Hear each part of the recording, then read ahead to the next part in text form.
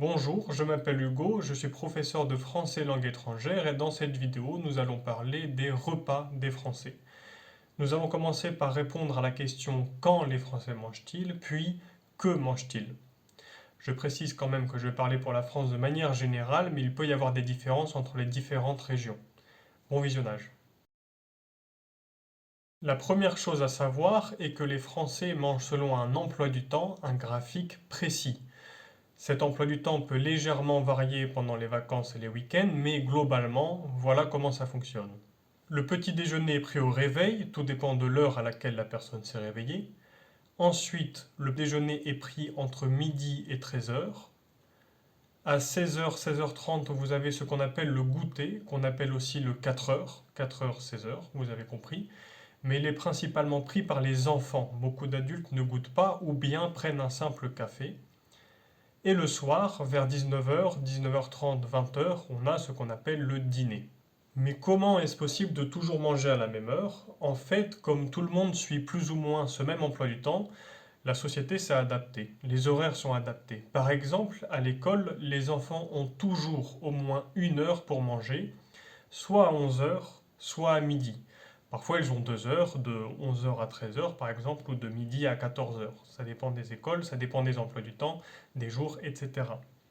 D'ailleurs, les enfants inscrits à la cantine sont obligés de se rendre à la cantine. Sinon, c'est une absence et les parents sont prévenus. Personnellement, j'ai toujours eu cette règle, sauf au lycée. En ce qui concerne les adultes, le Code du travail ne prévoit pas de pause obligatoire précisément le midi, mais différentes enquêtes ont montré que la plupart des Français prenaient au moins 30 minutes de pause déjeuner au travail. À noter qu'un certain nombre d'entreprises proposent ce qu'on appelle des tickets restaurants dans le but de faciliter cette pause déjeuner. Le principe est simple, vous financez la moitié, votre entreprise, l'autre moitié. En général, c'est du 50-50. Vous financez 4 euros, votre entreprise 4 euros et vous avez des tickets d'une valeur de 8 euros. Vous pouvez dépenser ces tickets pour acheter de la nourriture dans les restaurants, dans les supermarchés, etc.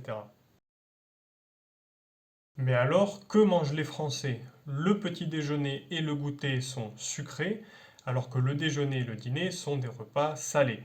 Regardons d'abord de quoi se compose le petit déjeuner. Le petit déjeuner est, comme je viens de le préciser, en général sucré, mais certains Français préfèrent manger salé le matin. Rien de moins compliqué, du café ou du chocolat chaud, des tartines, c'est-à-dire du pain avec de la confiture ou du beurre ou autre chose dessus, et voilà. Certaines personnes préfèrent manger des céréales avec du lait, mais globalement, voilà le schéma, et le goûter est globalement identique. Bien sûr, il arrive que les Français prennent des viennoiseries, des croissants, etc., au petit déjeuner ou au goûter, mais ça reste exceptionnel, ça reste rare. Le plus intéressant arrive avec le salé. Un repas complet se divise en plusieurs parties: l'apéritif, l'entrée, le plat principal, les fromages et le dessert, dans cet ordre précis. Je précise qu'absolument personne ne mange comme ça dans la vie de tous les jours, ça concerne uniquement les occasions spéciales. En général, les Français prennent simplement un plat principal et un dessert avec éventuellement du fromage entre les deux, plus rarement une entrée au début. Mais de quoi se compose chaque partie? À l'apéritif, à l'apéro, on grignote des biscuits apéritifs, salés, de la charcuterie, du saucisson, etc., des cacahuètes, des noix de cajou et autres. Et on boit en général de l'alcool, ou si on ne boit pas d'alcool, du jus de fruits, des sodas, etc. L'apéritif se prend autour de ce qu'on appelle la table basse. Les gens sont assis soit sur le canapé, soit dans des fauteuils. L'apéritif permet de commencer tranquillement le repas et, s'il y en a, d'attendre les retardataires. Une fois l'apéritif terminé, on peut passer à l'entrée. L'entrée se prend à table, je parle d'une table classique. Donc les invités se lèvent et s'assoient sur une chaise normale. Les enfants sont souvent assis ensemble, mais ils mangent généralement avec et en même temps que tout le monde.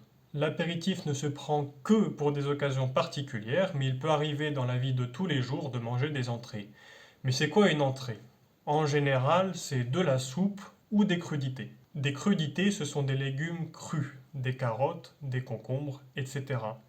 Ces légumes sont servis avec de la vinaigrette. De la vinaigrette, c'est de l'huile avec du sel et du vinaigre balsamique.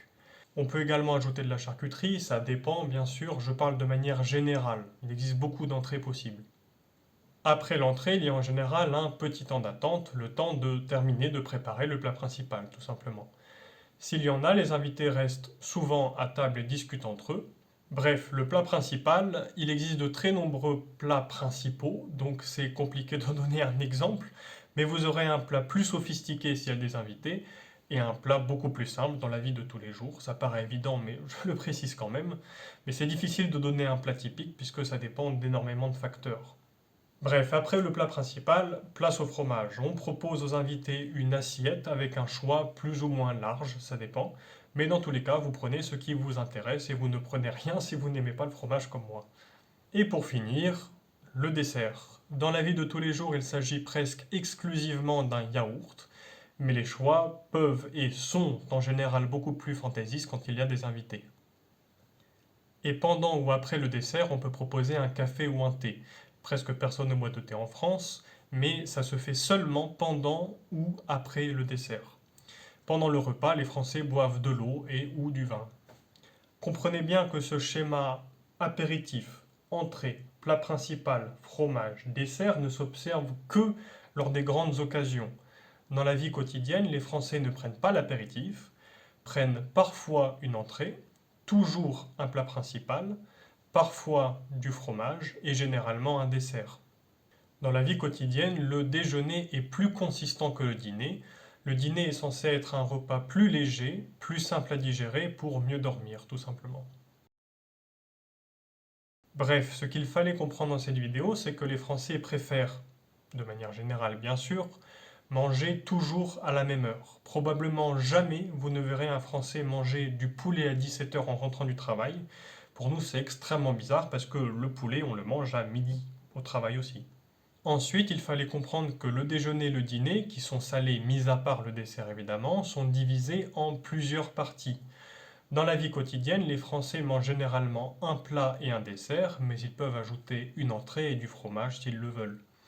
Mais lors des grandes occasions, vous avez l'apéritif, l'entrée, le plat principal, le fromage, les fromages au pluriel, et le dessert. Également, retenez que les Français ne boivent pas de café ou de thé pendant les repas, seulement après ou éventuellement pendant le dessert. D'ailleurs, presque personne ne boit de thé en France. C'est tout pour cette vidéo, j'espère qu'elle vous aura plu et qu'elle vous aura appris quelque chose de nouveau. Si elle vous a plu, vous pouvez me le signaler en mettant un pouce bleu et en laissant un commentaire pour donner vos impressions. Vous pouvez également vous abonner pour ne manquer aucune vidéo dans le futur, et moi je vous dis à la prochaine. Salut!